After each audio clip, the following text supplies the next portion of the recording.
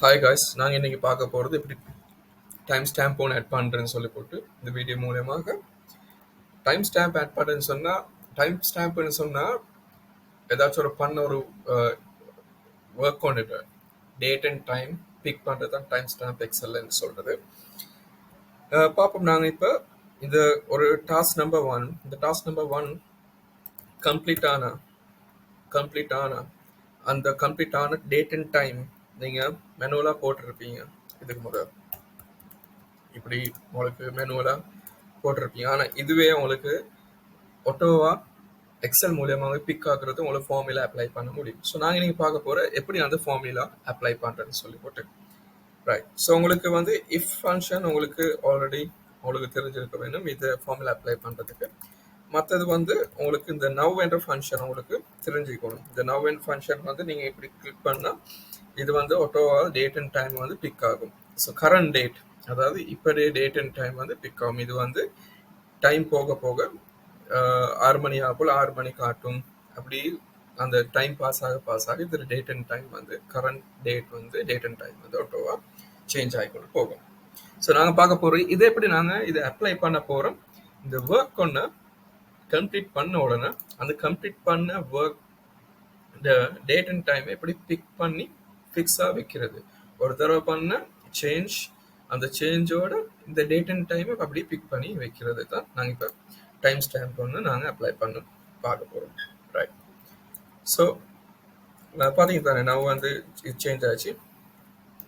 Right. So இது சேஞ்சும் ஆகக்கூடாது time stamp சொன்னால் நீங்கள் பண்ண இந்த ஒர்க்குடைய இந்த டாஸ்க்குடைய ஸ்டேட்டஸ் அந்த டன்னான டேட் அண்ட் டைம் ஃபிக்ஸ்டாக இருக்கணும். சரி, அதுதான் நான் இப்போ பண்ண போகிறது. இஃப் அப்ளை பண்ணுறோம். இஃப் ஃபார்முலாவில் லாஜிக்கல் டெக்ஸ்ட், அதாவது நீங்கள் எந்த செல்லை நீங்கள் வந்து பார்க்க போகிறீங்க, ரெஃபர் பண்ண போகிறீங்க, சேஞ்ச் ஒன்று நடந்திருக்குதா இல்லையாண்டு. அதை சேஞ்ச் ஒன்று என்னது பார்க்குறீங்க, இந்த ஸ்டேட்டஸ், இந்த டாஸ்க் 1 ஸ்டேட்டஸ் டன்னு நீங்கள் எடிட் பண்ண போகல அதோட ஸ்டேட்டஸை வச்சு தான் நீங்கள் வந்து டேட் அண்ட் டைமை பிக் பண்ண போகிறீங்க. சரி, B2 தான் இது செல் ரெஃபரன்ஸ் இந்த டைம் ஸ்டாம்புக்கு. சரி, B2 வந்து உங்களுக்கு இந்த ஆப்ரேட்டர் தெரிஞ்சிருக்கணும் ஏற்கனவே. இந்த ஆப்ரேட்டர் வந்து யூஸ் பண்ணுறது ஈக்குவலுக்கு ஆப்போசிட், ஈக்குவல் இல்லை, அதாவது நன் ஈக்குவல். அப்போ டபுள் கொட்டேஷன்ஸ் வந்து யூஸ் பண்ணுறது பிளாங்க் என்றதுக்கு. அப்போ B2 செல் பிளாங்க் இல்லைன்னா என்றது தான் இதோட அர்த்தம். B2 செல் பிளாங்க் இல்லைன்னா முதல்ல நாங்கள் பார்க்குறோம். இஃப் ஸ்டேட்மெண்ட்ல B2 செல் பிளாங்கா இல்லையா.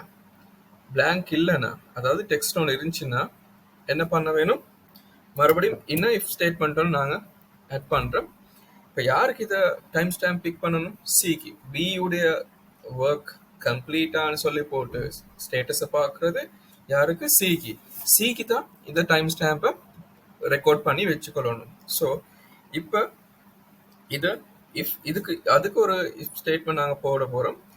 எப்படின்னு சொன்னால் C2க்கு நாங்கள் பார்க்குறோம் B2 டெக்ஸ்ட் ஒன்று இல்லைன்னா நாங்கள் பார்க்குறோம் C2க்கு டெக்ஸ்ட் ஒன்று இருக்குதா இல்லையான்னு சொல்லி போட்டு. ஸோ மறுபடியும் அதே ஆப்ரேட்டர் நாங்கள் யூஸ் பண்ணுறோம், இந்த லாஜிக் ஆட் பண்ணுறோம், டெக்ஸ்ட் ஒன்று இருக்குதா இல்லையான்னு சொல்லி போட்டு. சார், அது டெக்ஸ்ட் ஒன்று இருக்குதா இருந்தா என்ன பண்ணுறது. ரைட்.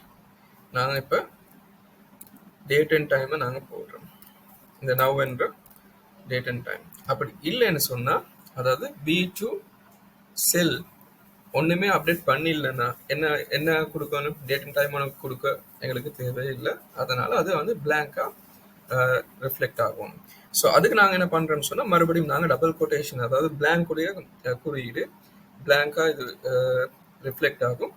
அதை டபுள் கொட்டேஷனை போட்டு நாங்கள் இந்த ஃபார்முலாவை க்ளோஸ் பண்ணுறதுங்களா. ரைட்.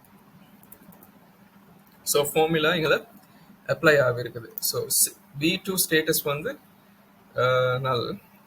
எதுவுமே ஸ்டேட்டஸ் ஒன்று போட்டில்லை, அதனால் C2 ஸ்டேட்டஸும் நல்லா தான் இருக்குது. ரைட். ஸோ இந்த ஃபார்முலா வந்து டிஃபால்ட்டாக வந்து உங்களுக்கு ஈக்கிற டிஃபால்ட் எக்ஸல் ஃபைல்லே வந்து உங்களுக்கு யூஸ் பண்ண இயலாது. ஏன்னு சொன்னால் C2 செல் இந்த C2லேயே ஒரு ஃபார்முலா அப்ளை பண்ணி C2 செல்லையே நீங்கள் வந்து ரெஃபரன்ஸாக நீங்கள் எடுக்கிறீங்க. அதனால இதில் உங்களுக்கு சரியான ரிசல்ட்டும் உங்களுக்கு கிடைக்காது, எரர் வரும். அதுக்கு நீங்கள் சின்ன ஒரு செட்டிங்ஸ் சேஞ்ச் ஒன்று நீங்கள் பண்ண வேணும். அதுக்கு நீங்கள் என்ன பண்ணணும்னா நீங்கள் ஃபைலுக்கு போகணும். ஃபைல் ஆப்ஷன்ஸ் போயிட்டு ஆப்ஷன்ஸில் ஃபார்முலாஸ் போகணும். ஃபார்முலாஸ் போயிட்டு இன்னைக்கு நீங்கள் எனேபிள் ஐட்ரேட் கால்குலேஷன்னா எனேபிள் பண்ணி வைக்கணும். பண்ணி ஓகே கொடுங்க. ஓகே கொடுத்தா தான் இந்த கால்குலேஷன்ஸ் வந்து ரன் ஆகும். சரி, நாங்கள் இப்போ பார்ப்போம் டெக்ஸ்ட் ஒன்று எடிட் பண்ணி. ரைட், ஸோ இது ஃபார்மேட் வந்து சேஞ்ச் ஆகணும்.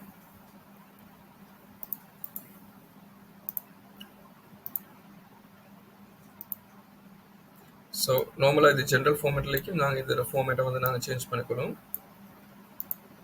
Month and date, hours, minutes, seconds என்ற ஃபார்மேட்டுக்கு நாங்கள் மாற்றிக்கிறோம். சரி, ஸோ இப்போ இது பிக் ஆகி இருக்குது.